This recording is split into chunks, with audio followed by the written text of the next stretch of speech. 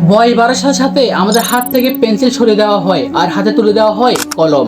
ছোটবেলায় পেন্সিল দিয়ে লিখতাম, ভুল হলে রাবার দিয়ে মুছে আবার নতুন করে শুধরে নিতাম। তখন ভুলগুলো খুব সহজে ঠিক করা যেত, একটা ভুল মানে সব শেষ এমনটা ছিল না।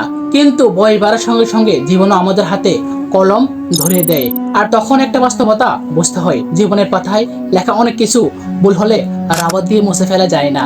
একটা ভুল সিদ্ধান্ত, একটা ভুল কথা কিংবা কাউকে দেয়া একটা কষ্ট, কখনো কখনো তার দাগ থাকে অনেক দিন। তার জীবন যখন কলম হাতে তুলে দিয়েছে তখন একটি শব্দ ভেবেচিন্তে লিখতে হয়, কথা বলার আগে ভাবতে হয়, সিদ্ধান্ত নেওয়ার আগে সময় নিতে হয়, আর কাউকে কষ্ট দেওয়ার আগে মনে রাখতে হয় কিছু দাগ চাইলেও মুছে ফেলা যায় না। তবে একটা কথা মনে রাখবেন, ভুল হয়ে গেলে জীবন থেমে যায় না। পেন্সিলের মতো মুছে ফেলতে না পারলে কলম দিয়ে পরের পাতায় সুন্দর করে লেখা যায়।